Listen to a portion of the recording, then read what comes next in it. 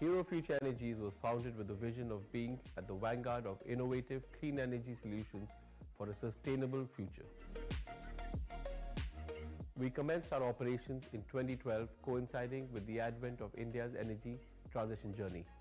We were quick to carve a niche for ourselves through speedy and efficient deployment of wind and solar PV power plants in several states across India.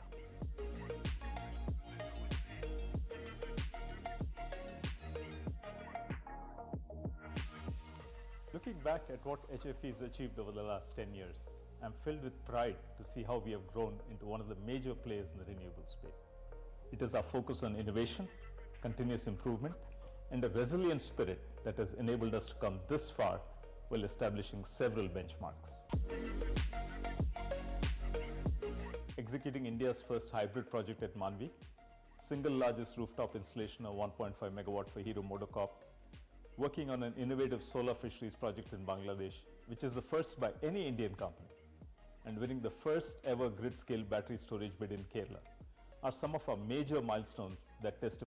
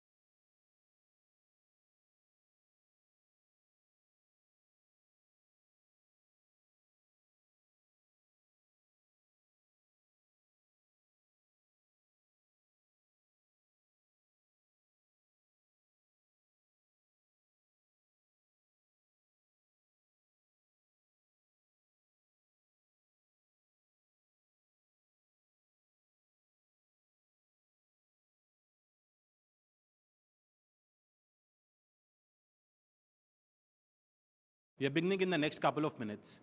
May I request everyone to please settle down? We are beginning in the next couple of minutes.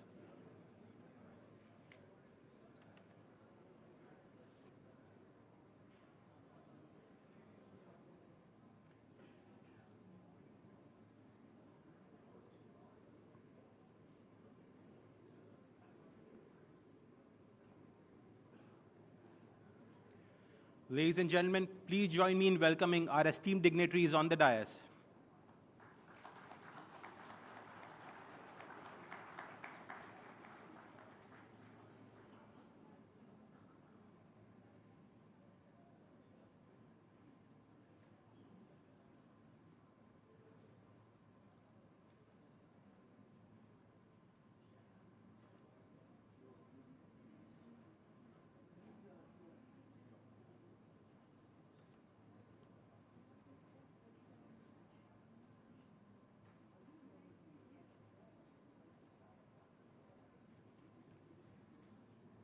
May I request Mr. R. Dinesh, President, Confederation of Indian Industry, to please deliver the welcome remarks and take the session forward.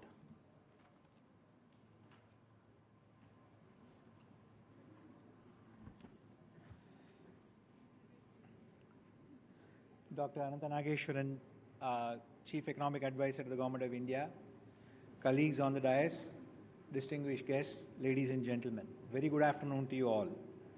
Let me extend a very warm welcome to Dr. Ananta Nageshwaran, the Chief Economic Advisor for this session. I think, Anant, you don't need introduction. Everybody well knows you. But we do very much look forward to your presentation today and taking forward the discussions which you have been having during this year. I think we are well aware of the growth story of India, so I'm not going to spend time talking about it. But what is important is what you had already mentioned earlier regarding the CII's business outlook, which we shared with you earlier, and you will be happy to hear that the H2 of FY24 still is more positive than the H1, the H1 of FY25 looks more positive than the H2 of FY24. And in fact, a majority of the respondents have said that they have crossed more than 75% capacity utilization. You also mentioned about tracking employment, and that's something we in CII will be continuing to go forward, and we will be presenting to you as we look at this. So without much ado, I would now like to request you to make your presentation, and then we will take this forward in a question-answer format. So can I now request you? Thank you.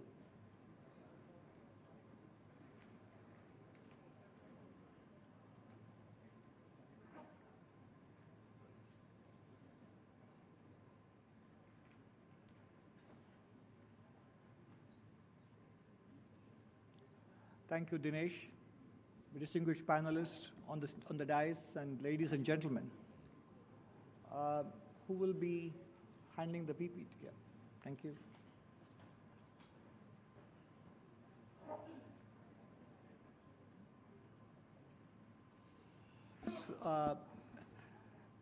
So I would like to, Dinesh had given me the theme of the two-day summit itself as the theme for my presentation. So I'm going to share some of my thoughts in the PPT that I have put up here. In terms of the strength of the economy, many of you are aware of these.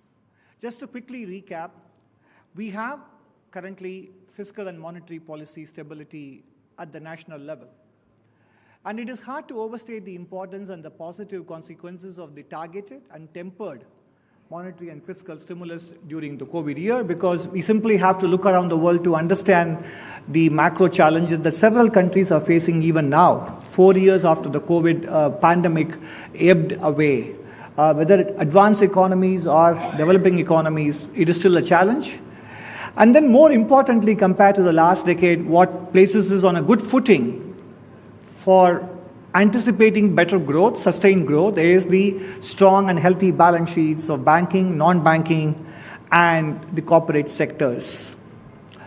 Physical infrastructure improvements, whether it is port handling, power generation, number of airports, the total length of highways that have been constructed and completed, the physical infra, or for that matter, the educational institutions that have been set up, whether it is IITs or IIMs, number of universities and schools, etc., all of them point to the fact that some of the supply infrastructure constraints we used to face are being addressed in a very significant manner. Then the digital public infrastructure addresses three specific aspects. Formalizing the economy in terms of getting many people into the formal sector through the footprints they create, giving them access to credit, financial inclusion, and for smaller businesses, which is captured by the open network digital commerce initiative, giving them market access. So actually between these two infrastructure dimensions, there is an elevation of India's growth potential compared to the past decade towards 7%. And apart from the infrastructure improvements, although many of these things could still be work in progress, they are 7 years since their introduction, and they have proved their mettle. The Goods and Services Tax, Insolvency and Bankruptcy Code, and the Real Estate Regulation Act, all of them are actually in their own ways contributing to the development of a national market at scale, giving businesses an opportunity that there is life after default, and also making an important employment-generating sector more transparent, more formal, and more accountable as well. What are the goals we are pursuing as a country, if not just only with respect to the government?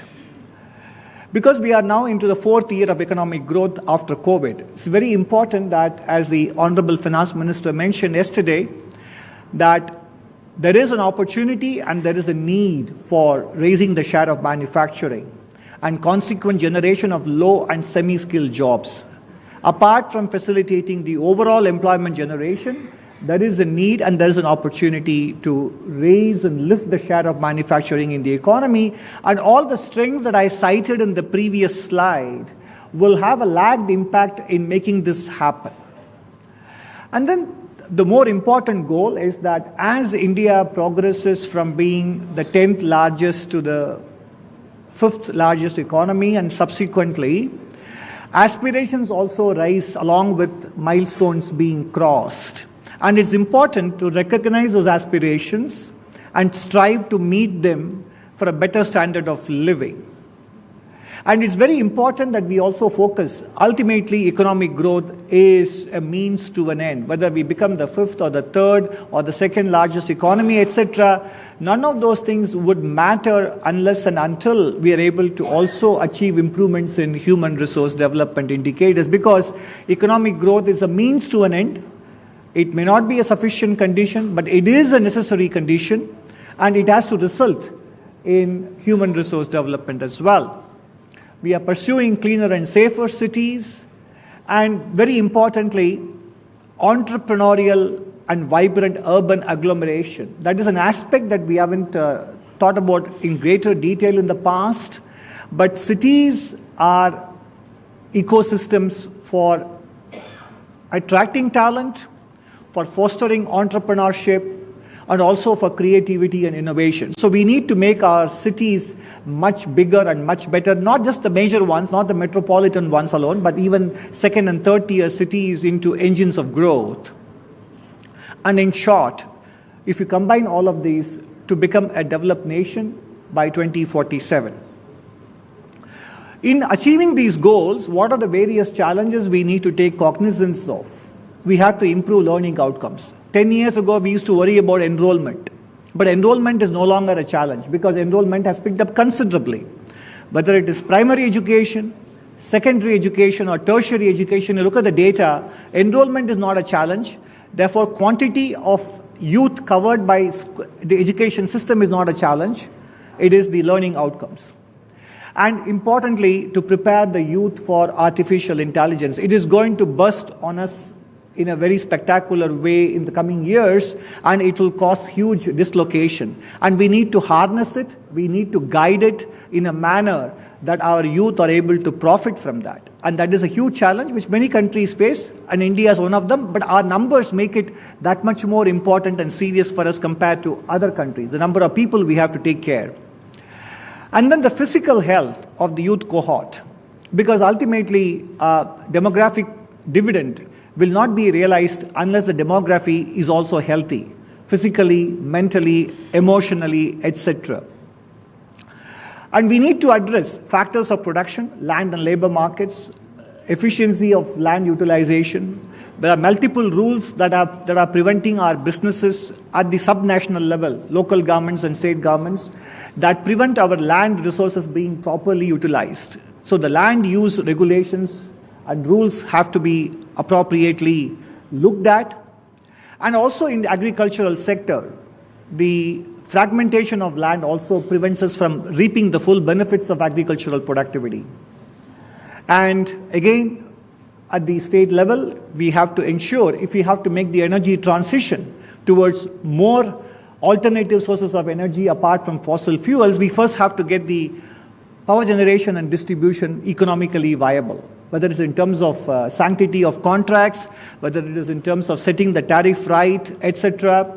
We have to make sure that this system, this sector is viable before we can embark on successful energy transition. And last but not the least, the creation of a Mittelstand, small and medium enterprises. Today's developed countries, today's manufacturing powerhouses did not become manufacturing powerhouses without having a vibrant small and medium enterprise sector. And they are the ones who bear the brunt of excessive rules and regulations at the subnational level. And continuing on that, I talked about the role of artificial intelligence, but not just for employment generation, but also for other dimensions, for labor productivity, for power consumption, etc. And lastly, as I was mentioning earlier in another context, some of the aspects of growth that India has to take into consideration, which wasn't the case 30 years ago. Globalization, geopolitical fragmentation, and climate change were not serious risks for other countries 30 years ago as they were striving to climb the development ladder. But India has the challenge. Therefore, as we aspire to graduate from lower middle income to middle income and upper income status, we have to reconcile the priorities of economic growth, energy security, and energy transition. So what do we need to do to address these challenges? Dialogue and building consensus with the states and other stakeholders for next generation reforms. The Honorable Finance Minister in her budget speech referred to it in para 36 in February this year. Deregulation.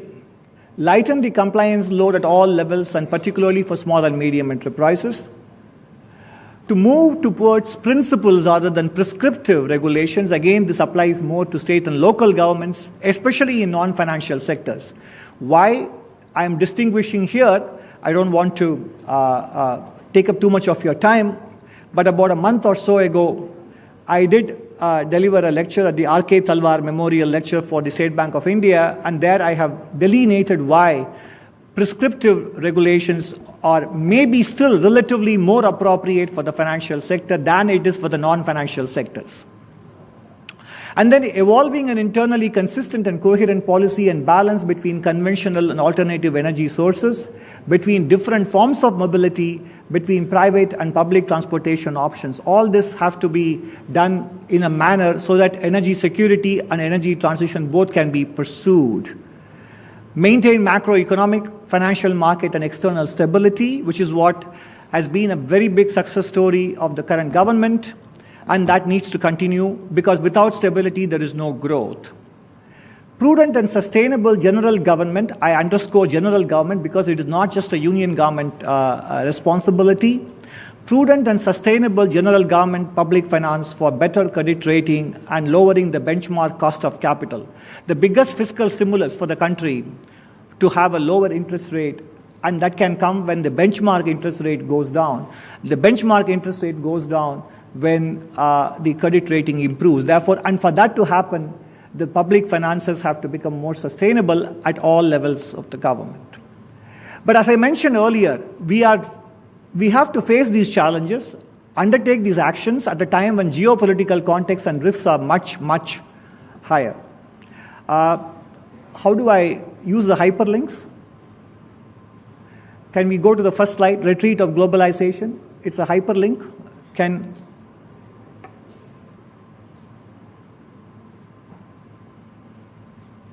I move to the, okay, I'll move to the next slide and come back, okay, myself.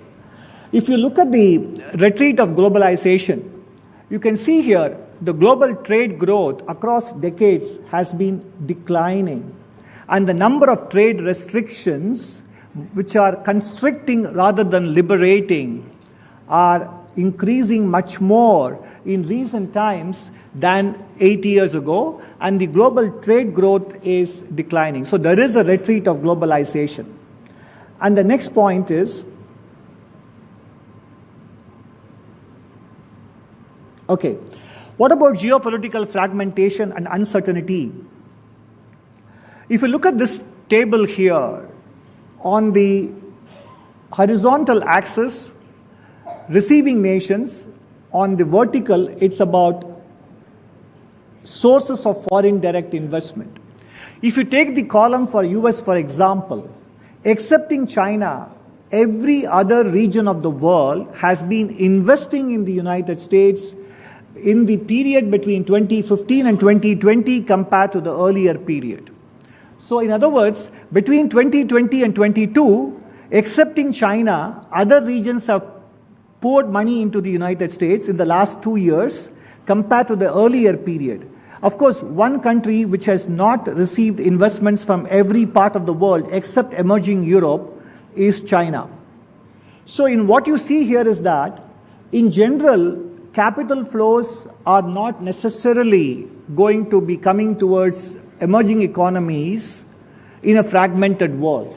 We are not competing only with other emerging economies in Asia or elsewhere. We are even competing with developed countries for attracting foreign investments because of friendshoring and nearshoring and localizing our production in developed countries. That is why the United States has attracted capital inflows, excepting from China.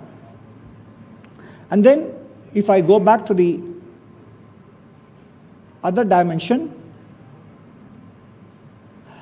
global financial stability is an important risk factor that we have to face in the coming years. You look at the United States Chicago Fed National Financial Conditions Index. After an increase of 5% in the interest rate, financial conditions remain as loose as they were in 2017 because of the sustained increase in asset prices. So the Fed, it is as if the Federal Reserve has not tightened monetary policy at all. And therefore, financial stability is a risk factor that has not yet played out. Okay? And that is something we need to factor in given our own state of the market valuations in India, etc. And US fiscal policy and the trajectory of interest rates on the dollar will matter to the whole world. And also let me address the last bullet point, ubiquitous presence of China in global manufacturing. I'll take these two bullet points here. You look at the United States cost of interest payments as a percentage of the federal government tax receipts.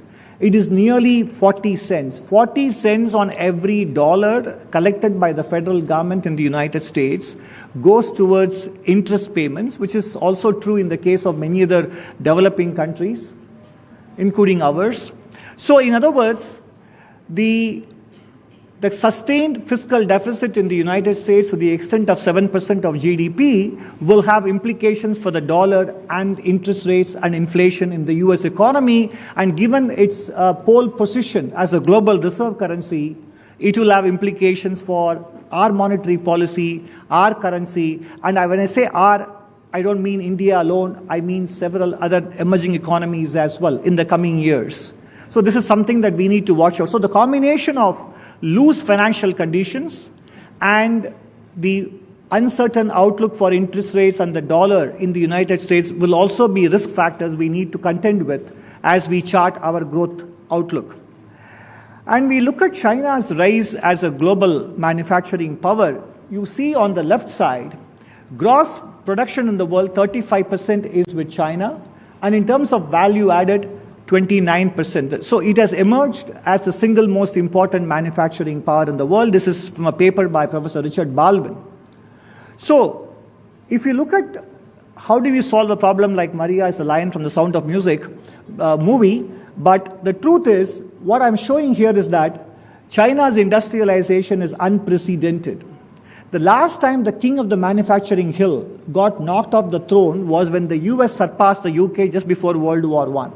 It took the US the better part of a century to rise to the top.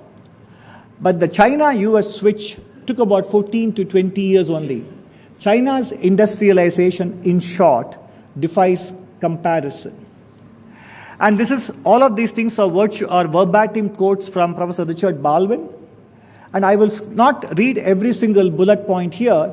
There is a remarkable historical world-shaping asymmetry in supply chain resilience between China and other manufacturing countries.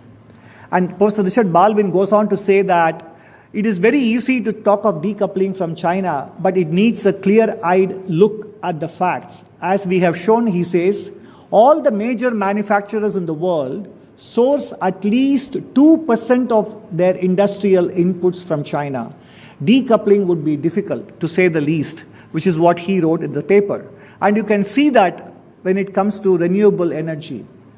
When it comes to processing of key minerals and rare earths, the one country that figures on top of this table, every single rare earth or critical mineral we need for energy transition is done predominantly in China. Therefore, how do we tackle this? How do we reduce the import dependence? How do we find alternative sources?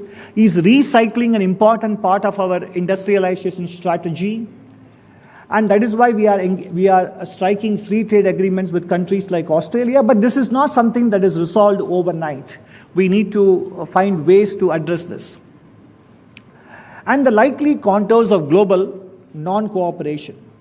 I would urge you to take a look at the speech that President Macron delivered at Sorbonne University in May, on April 25th, and also the interview he gave to The Economist magazine. This is from his speech at the Sorbonne University. He says, the two main global powers have decided to no longer adhere to the rules of trade. It is as if the world's leading economy suddenly decided that it was going to act like the second one. By the way, all these things are not my words. Just in case you are reporting, this is from President Macron, verbatim quotes from his speech.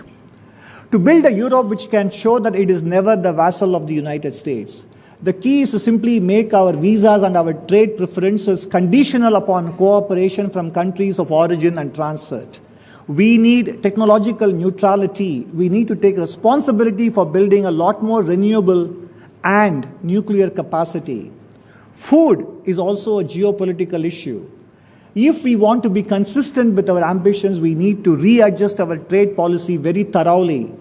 The carbon border tax is a tool that opens the way. We need to extend it, complete it. That's what he says. And talking of European Central Bank, he says, you cannot have a monetary policy whose sole objective is to address inflation, particularly in an economic environment where decarbonization is a source for structural price increases. We need to revise the application of what is done with Basel norms and solvency. We cannot be the only economic area in the world that applies it. I am in favor of changing the age of digital majority in Europe to 15. Before age 15, parents to have to control their children's access to online activities. As you can see here, he has covered a wide array of issues. And for India, the important thing is to realize he's talking about restrictions on migration.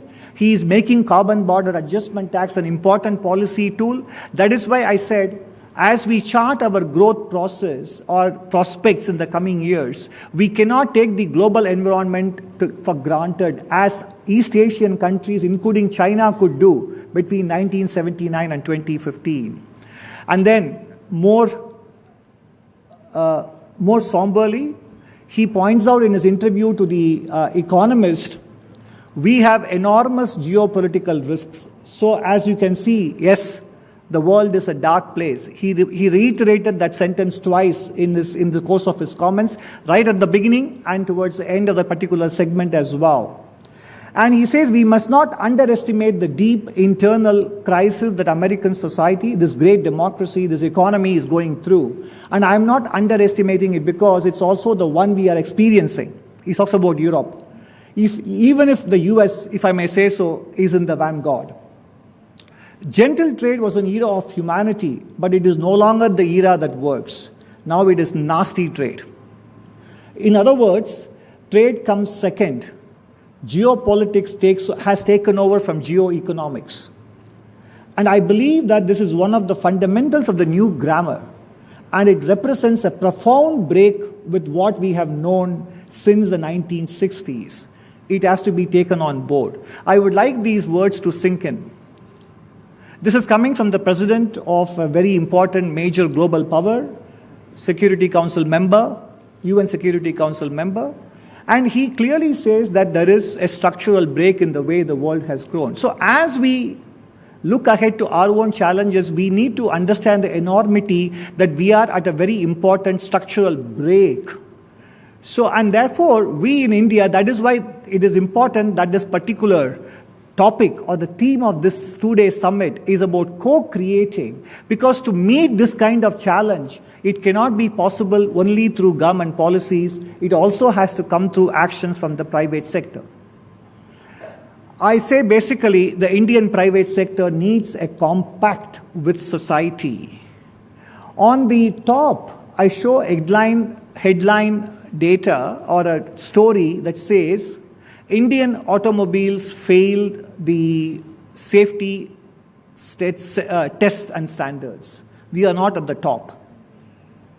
And the other box that I show on the left bottom talks about food labeling and the kind of food that we market to our youngsters especially. When I spoke about the importance of physical health, it is important for us to make sure, because if the industry were to get fit and competent employees, the industry also has to think about the kind of food it markets to our Indian public, and whether we are making them addicted to foods that are not healthy in the long run.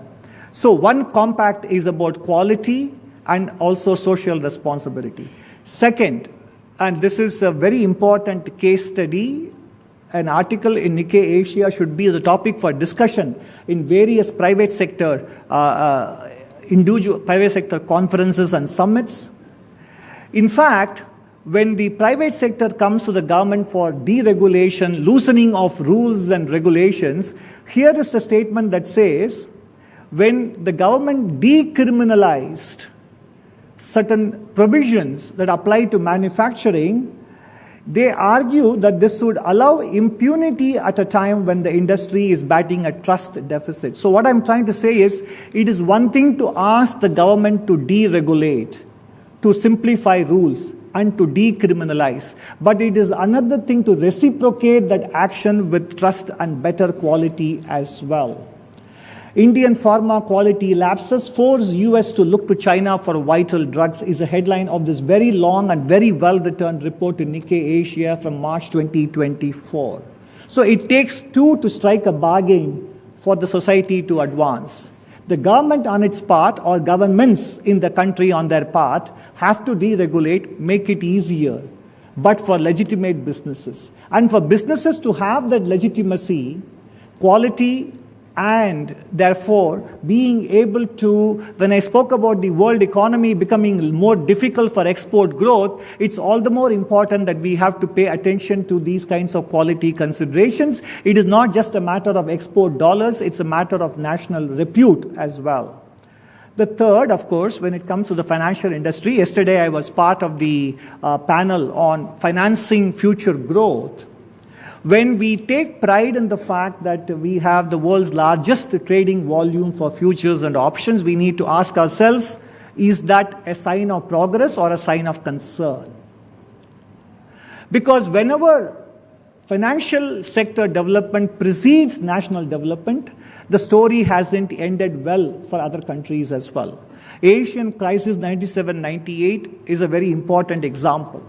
So we need to make sure that the capital market grows in those areas where we can actually harness Indian household savings for productive purposes.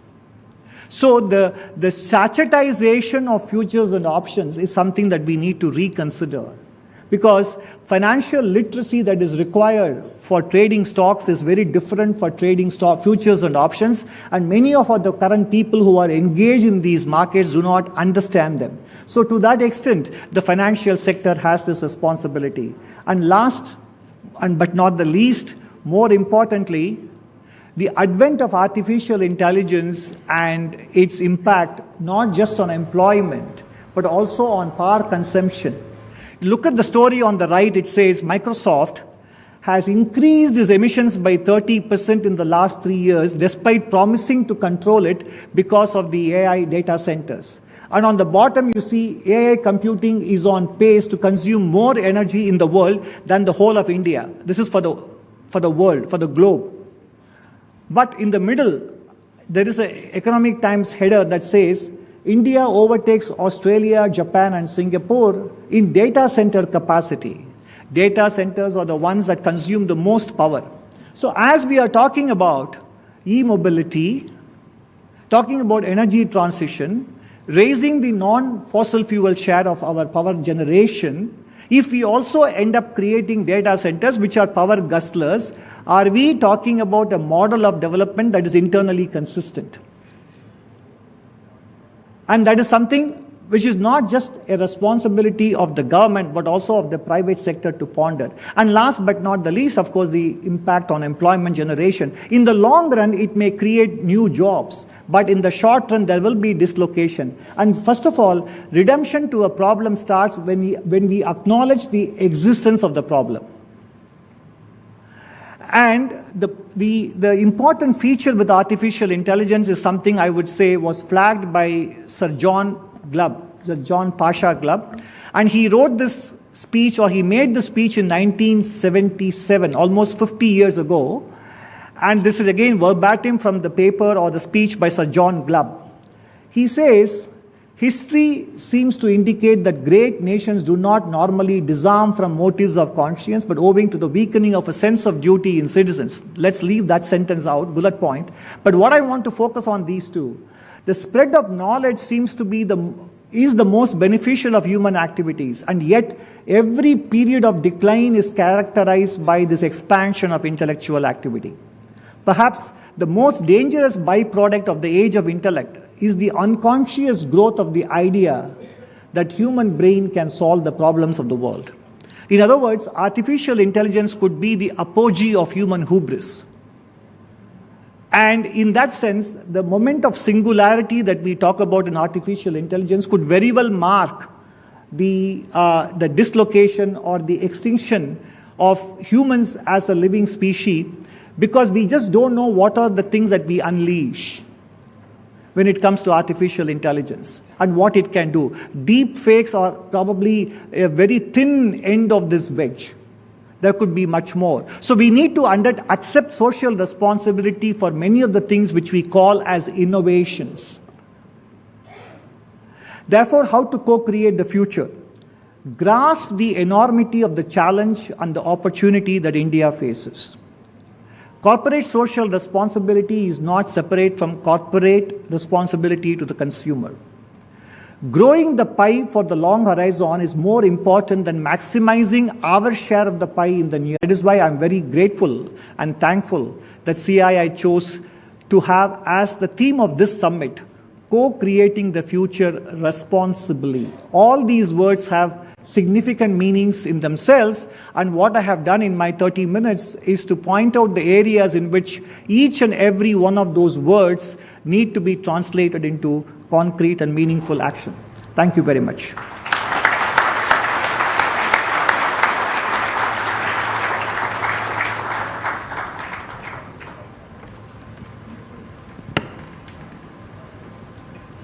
Thank you for that very thought-provoking and, in a way, turning the tables on the topic which you have chosen by pointing the finger at the private sector to work responsibly with the government. But having said that, I think you are really genuinely brought up a number of issues which we from industry are definitely introspecting, working on, and we will also take cognizance of the inputs which you have given us. We have about I've been told that we can extend by 15 minutes, so we have about time for maybe the questions which we had originally planned for. So let me start by asking Sanjeev to go ahead with your question. Thanks, Dinesh. Not only was the presentation very interesting, I think it was very informative the way that you put it together. And so if it's something that's available for you to share with us, it would be interesting for us, just to spend some more time thinking through it. Because some of those statements you just need to gestate on that a little bit. But I wanted to touch upon a particular issue on divestment. This government has clearly stated that the role of government is not to be in business. And other than a few strategic sectors and maybe a couple of companies there, intent is to divest. We started doing that also. We know Air India divestment was a big one, the LIC IPO. After that, it slowed down. Now, coincidentally, in a manner, in the last few years, the public sector stocks, most of them are up 3-4x. So I don't know if there was any foresight there or not. But I'm just wondering that while naturally you cannot commit for the new government, we have to see what they do, but is the government likely to stick to that same policy and now reap the benefits of a more valuable set of companies that they can divest? Or seeing this growth in market cap, there could be the risk of a rethinking that maybe the government should get back into business?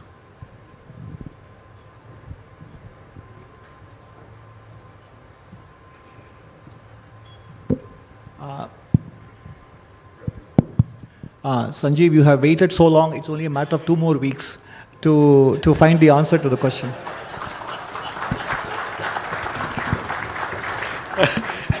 Okay, so I guess now I'll move to Nadir and go ahead with your question. Thanks for coming here today and showing industry the way. Our dear Chief Economic Advisor helps to make us considerably wiser. Our economy is growing fast, and there are signs that this will last. Our labor laws have been such that industry couldn't do much in labor-intensive production. There was far too much obstruction. As labor-intensive exports go, we lag behind, as we all know. China, of course, is in the lead, but Vietnam and Bangladesh also exceed us. Can such industries be tried? Good jobs are what they provide. Real unemployment is very high.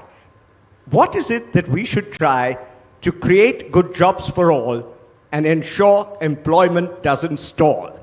With the stimulus of PLI, greater industrial growth, we can try. How exactly is this game played? How is the industry selection made? Our manufacturing does grow, but 5% is rather low. More and more we should make. What actions do we need to take? Climate change is now dire. The world could soon be on fire. It is no longer like the past. We need to act very fast. Green technology can play a role in our carbon neutral goal. Homegrown tech should be sought rather than what is bought. What should we do to expedite our homegrown tech that aids the fight? Long-term thinking is a must. For this, we need a lot of trust. Everything would be great if all stakeholders cooperate. A brighter future should be won. How indeed can this be done? For developed status, we now aspire. I sincerely hope we never tire. Can India prove to be a heaven as early as 2047? I'm sure your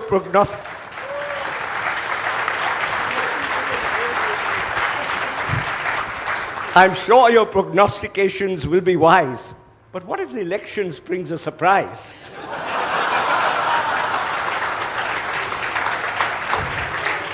We thank you for what we learned here. The economy should spread its cheer to every Indian, everywhere. The outcome's best when we share.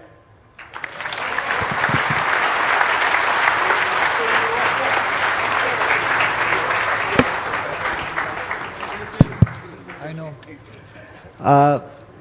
I think this demonstration of creativity tells us that we are in good hands as we chart the future of India's growth up to 2047. So,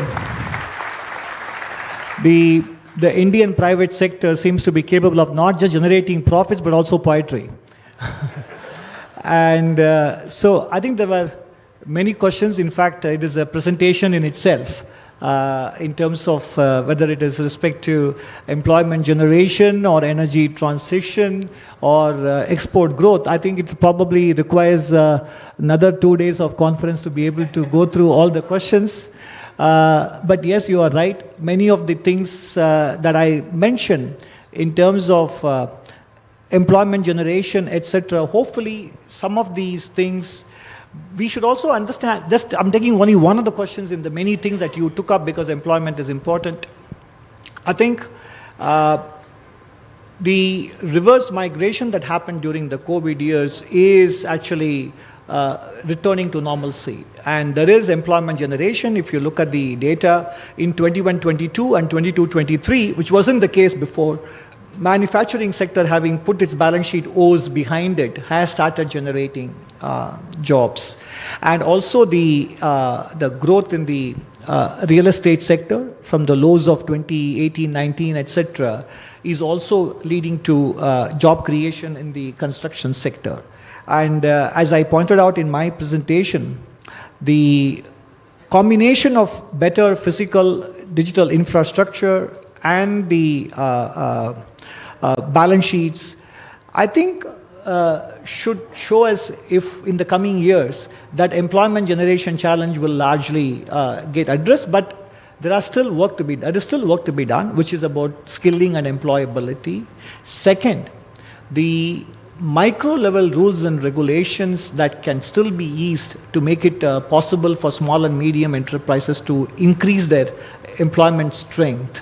For example, a study by a think tank in Delhi shows that the land use guidelines that we have in terms of setbacks, in terms of the stairwell space, in terms of the space to be allotted for parking, and also the low floor area ratio. All these things together ensure that at least 50% of the land remains unutilized.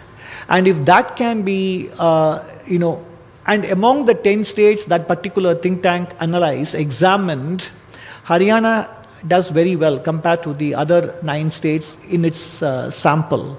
So even if the rest of the states move towards Haryana standards, if not East Asian standards, then the amount of land utilization will improve substantially, fixed cost of operations will come down, and therefore their ability and the space they have to hire more people will also improve. So this is just an example of the various micro level changes we need to do apart from the headline proposals we talk about, issues we talk about such as skilling, etc.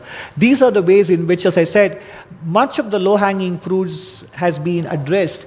So it's about grunt work in order to address many of those issues. But thank you so much for this excellent creative expression of the economic situation. I haven't seen a better one than this. Thank you. Thank you. And I think, Nader, after this, anybody else asking a question will have a big, will be a big letdown. But having said that, now let me turn to Naren. Go ahead, Naren, please. There will be more prose than poetry in this question. So, a more macroeconomic point. See, I think there are inflationary pressures globally. One is what you mentioned, the President Macron said, because of the transition to greener future, moving away from fossil fuels, etc. The second part is de-risking China and building resilience in supply chains will also have its own inflationary pressures. So, in some sense, both these have actually benefited India because India is still at an early stage of this transition, and the de-risking of China is actually in some sense benefiting India. So we may be insulated from it, but given our ambition to become a 5 trillion economy, we cannot be insulated from what's happening in the rest of the world. And inflation as it is sticky, unemployment is low in a lot of the developed world. So it's going to add to a lot of pressures on the monetary policy, etc. So I just wanted your thoughts because this is something I guess one will have to grapple with going forward. How do you bring down inflation in a low unemployment environment with inflationary pressures on the supply side? I mean, in general, I have in the last couple of years refrained from answering questions related to monetary policy. But this question is more philosophical in nature, not so much about specifics of monetary policy. compared to developed nations, we don't have such a low inflation rate as a target. So they have 2% and we have 4%. And more importantly, we have given ourselves wiggle room by defining a range of 2 to 6%. So that gives us a little bit more flexibility than what other developed countries face. And that is why Mr. Macron talked about having to even take a relook at their entire framework itself. And in our inflation targeting framework, which came about in 2016, we also explicitly state the fact that economic growth is an important consideration. So, and also, as has been mentioned by all of you, we still have a lot of room for efficiency improvements and productivity improvements, which can offset some of the higher cost which will come from the de-risking initiatives or the transition to greener energy. In fact, Bureau of Energy Efficiency tells me that 55% of the contribution towards achieving India's nationally determined contributions will come from energy efficiency. And so we also have one of the 5 Panchamrit goals articulated by the Prime Minister to bring down the energy intensity of growth, and that is possible. So in other words, we have much more room in terms of efficiency improvement, productivity improvements, flexibility in our inflation targeting framework compared to what the situation that prevails elsewhere. So we should be able to absorb these shocks, because since we are starting from a relatively earlier stage, we may be able to sort of avoid some of those, having to go through some of the same processes of change and leapfrog into the next level. And that will probably enable us to avoid some of the price pressures that the developed countries are worried about. Thank you. And then I'll now turn to Sunita. Thank you for that wonderful presentation. I'm going to pick up 2 threads from what you spoke about. One is about health. And when we look at health, you know, in line with the SDGs, our life expectancy has grown from 50 to close to 70 pre-COVID. But as you look at the future, I think the quality of life is very important. And therefore, the focus on prevention. My request is, why can't the public and the private sector come together to do an integrated study, integrating genomics and AI? Because that will give you, you know, a pathway to a good preventive healthcare program to preserve the next generation and the quality of life. My second question is about allocation for research, because over the past 40 years, you know, we deliver healthcare at 1/10 of the cost. But moving forwards, if we were to lower the cost, I think we need to invest in research. Currently, India spends 0.7% of their GDP in research, and Samsung, one company, spends the same. The average is about 2.7 in other countries. So I believe that investing in research, in innovation, and creating new, even if it's just healthcare products, will again bring down the cost of delivering healthcare. And it needn't be just for health, but the use of composites. All of these can not only create, you know, serve our local markets, but serve innovation for export, will really, you know, give us larger market share.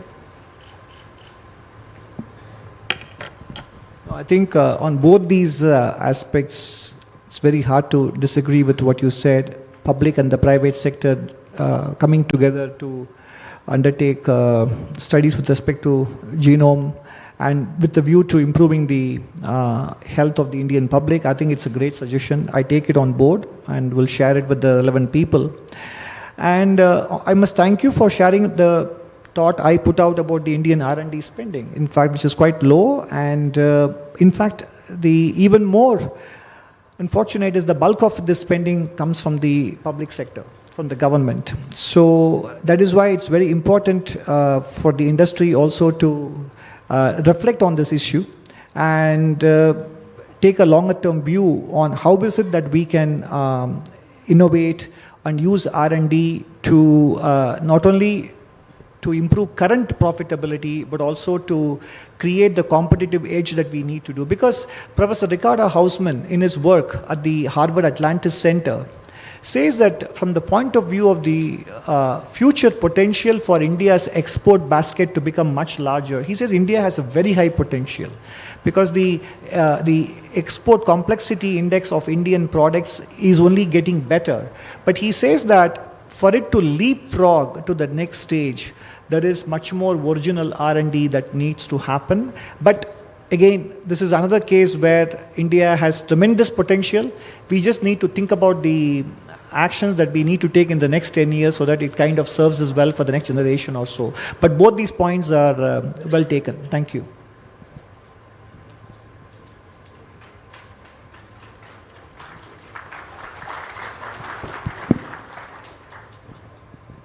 Okay, so I'll just ask my last question. We have 3 minutes to close.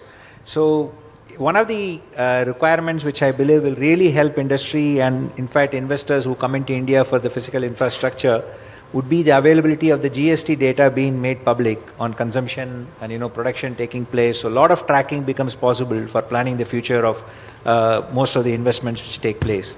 So is there expectation that we can hope to get access as private players to the information available?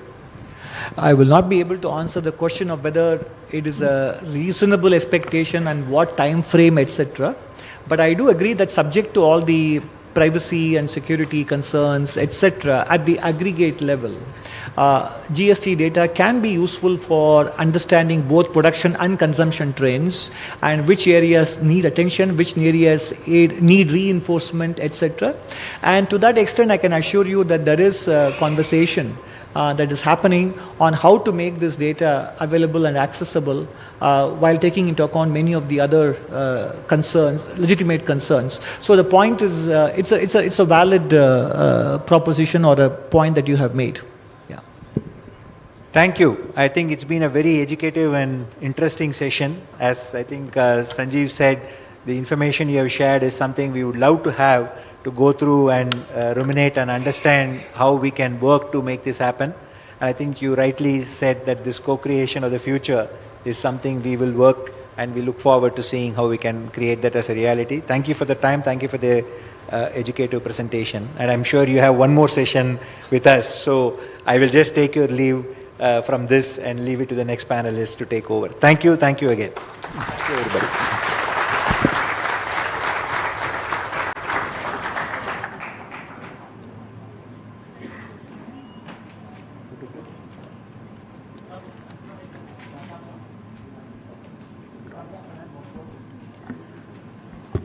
Ladies and gentlemen, with this, we come to the end of this very interesting session. May I request everyone to please remain seated. We are beginning with the next session immediately.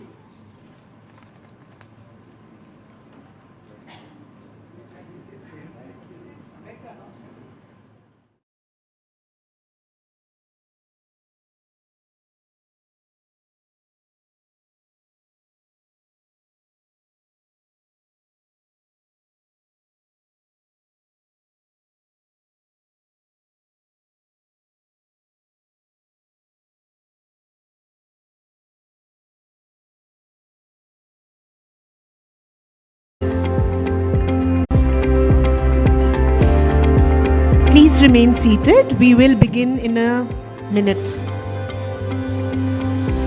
New modes of trade.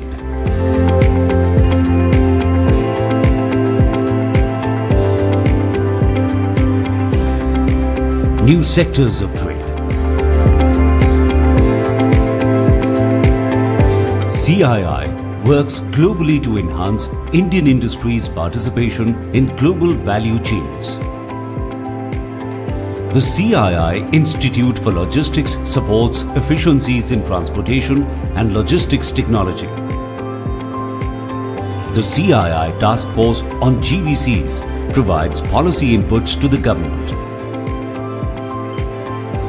The session on mapping India's ascent in the realignment of GVCs takes up opportunities for India's participation in global trade.